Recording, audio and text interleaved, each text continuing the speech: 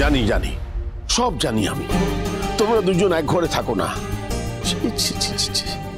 এতদিন এই কথা চক্ষু লজ্জায় বলতে পারিনি, কিন্তু এখন বলো, ভুল বলছি আমি কিছু? দীপা, তোমার চুপ করে থাকাই প্রমাণ করে দিচ্ছি যে আমি যা বলছি সেটা ঠিক। এ কেমন বিয়ে দীপা, বলো তুমি? বিয়ের পর আমার খোকা একটার পর একটা নাইট ডিউটি করে যাচ্ছে, বাড়ি থেকে আরো দূরে চলে গেল। কেন ভাই? যে ছেলে এতকাল অপেক্ষা করেছে শুধু তোমার জন্য, সেই ছেলে বিয়ের পর বাড়ি থেকে যেন আরো দূরে সরে যাচ্ছে। কেমন বিয়ে? আমি বুঝতে পারছি আমার খোকা ভালো নেই। দীপা, এই বিয়েটা মিথ্যে, তাই না? তাহলে কোন অধিকারী তুমি ওই মহিলাকে নিয়ে আসার কথা ভাবছো? কে নেবে ওর দায়িত্ব? এটা তো বাড়ি, আমার বাড়ি, এটা তো কোনো হোটেল নয়। তুমি চলে যাবে, তাই না? সোনার উপর নাম করে বলো তো, এই বিয়ে মিথ্যে নয়? কি হলো বলো? আমি চাই অর্জুনদা ভালো থাকুক। এটা আমার প্রশ্নের উত্তর হলো না দীপা। অর্জুনদার ভালো থাকাটাই আমার কাছে সব, আর সেটা যতদিন আমি জানতে পারছি অর্জুনদা ভালো আছে, ততদিন আমি অর্জুনদাকে ছেড়ে কোথাও যাব না। কথা দিলাম তোমায়।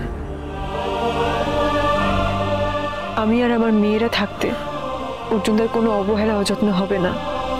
আর কেউ যদি অর্জুনদাকে ঠকাতে চায়, কোনো ক্ষতি করতে চায়, তাহলে জেনে রাখো দীপা তাকে ছাড়বে না।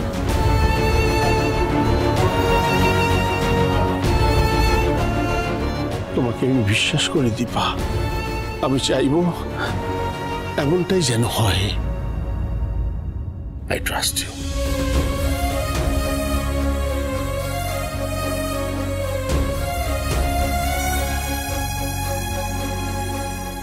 মুখে যে এত বড় বড় কথা বলছিস, আমাকে প্রোটেক্ট করবি, সত্যি করবি তো?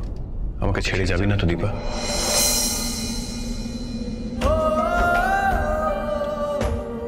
আমি তোকে বড্ড ভালোবাসি দীপা, তোকে ছাড়া বাঁচব না।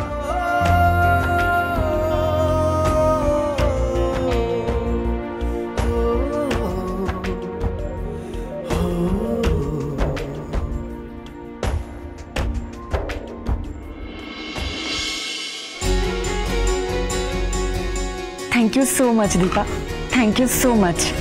তুই যে ছোটদাকে বিয়ে করেছিস, এর থেকে ভালো খবর আর সত্যিই কিছু হয় না, জানিস তো? ছোটদা এতদিন শুধু তোকেই ভালোবেসে এসেছে, শুধু তোকেই। তবে এটা আমি অনেক পরে জেনেছি, আর যখন জেনেছি তখন আর কিছু করার ছিল না। আমি নিউজ পেপারে দেখেছিলাম যে তোর বিয়ে হয়ে গেছে, আর তারপর যে পরিস্থিতিতে তোর সাথে ছোটদার দেখা হয়, পরে আমি সবটা শুনেছি খোকার থেকে। আমি তো ভাবতেই পারছি না যে তোর সাথে এরকম হয়েছে। অনুরাগীর ছোঁয়া, সোম থেকে রবি রাত 9:30টায় স্টার জলসায়।